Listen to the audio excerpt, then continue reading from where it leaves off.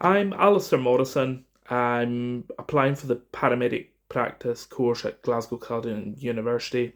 I'm 36 years old, living in Dundee. I'm I want to study the course because I want to become a fully qualified paramedic.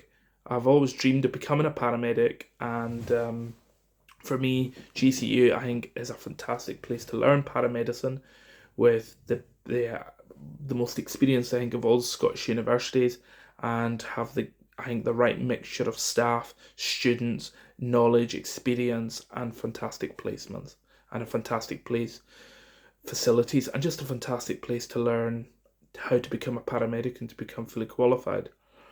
My motivation is I've always dreamed of becoming a paramedic since I was very, very young.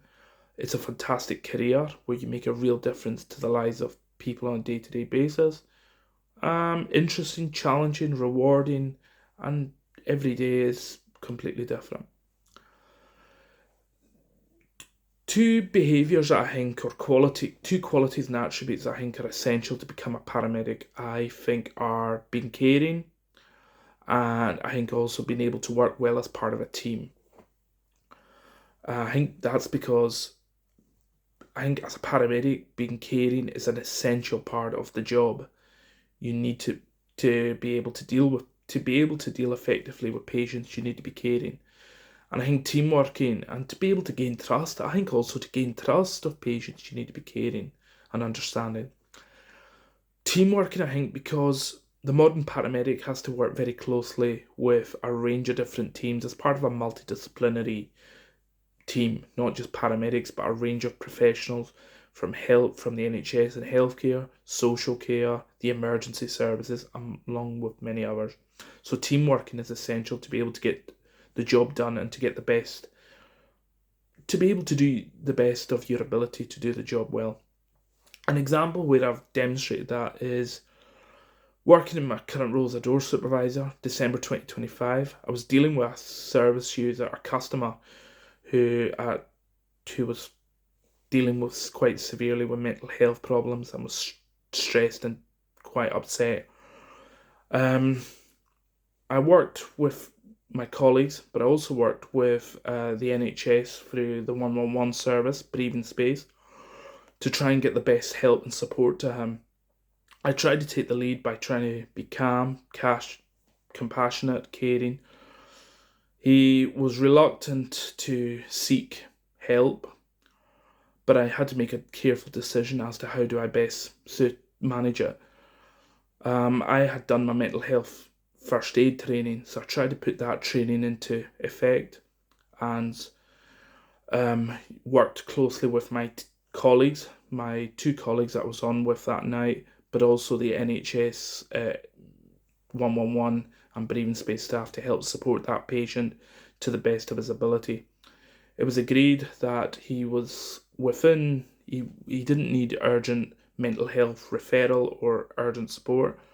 I try to be by demonstrating leadership, especially towards my team, and working closely with the NHS team by giving them the correct, appropriate information, and then ensuring that I got as much that I listened to them and gave them the information they needed to make their best assessment. The end outcome was it was decided between us that the patient was safe enough to be cared for at home.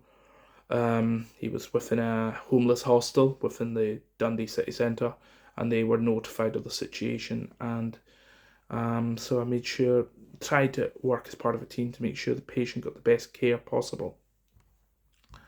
Question 3. For me, what I know about GCU's values, I think there's diversity, treating people with respect, courtesy.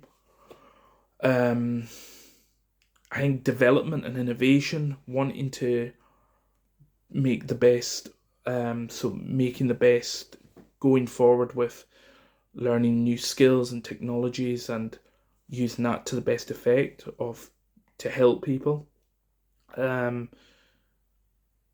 I think being a good caring person,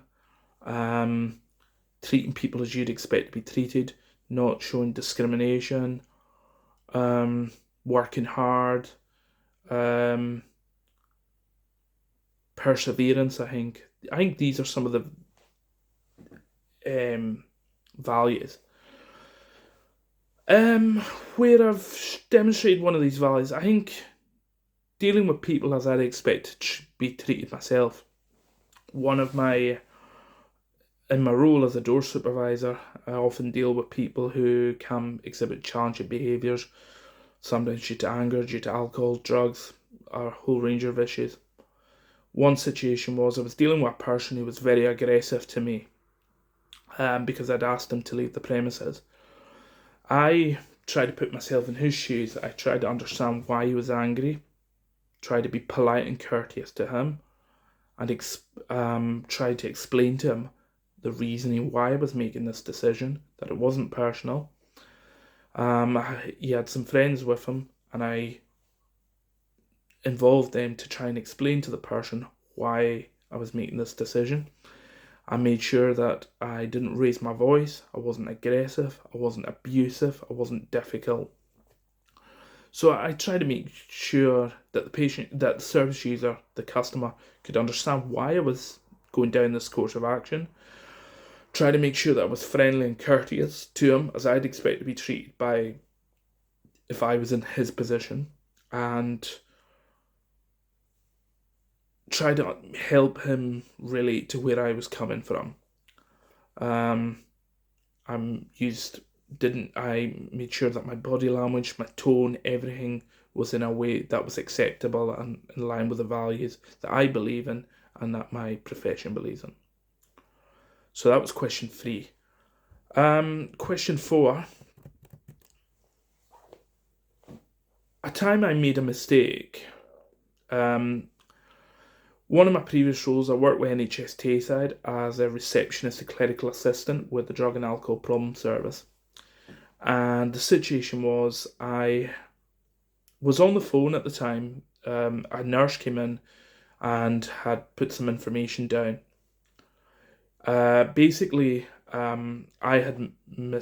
thought a nurse had advised me a different outcome to what I had heard. What I thought the nurse had said was she wanted me to discharge a patient, but she'd actually requested a further appointment. So the mistake that I made was I input the wrong information from the code. I input the wrong patient information and immediately realised I'd made a mistake. So how I managed this was very quickly, something just felt incorrect or wrong about the decision I made. So I very quickly, immediately went to the nurse in question and asked to clarify the information, which hindsight I should have done before I made that error. I asked her to clarify the information. Then I immediately owned up and advised that I'd made a mistake. What I tried to do was remain calm, and be honest and upfront. Sought advice from my line manager and my team as to how do I rectify this, how do I prevent this, how do I try and resolve the issue. And we were able to get it sorted quite quickly. Sought advice, followed the instructions that was given, and was able to rectify the situation, make sure that the patient wasn't actually formally discharged from the service. Felt quite distressed and quite annoyed with myself that I caused this situation. But I learned from it the importance of asking for help early on, and if you're not sure about something, better to ask. Try and concentrate on what you're doing and seek help where required, and always be honest. So that was question 4. Question 5.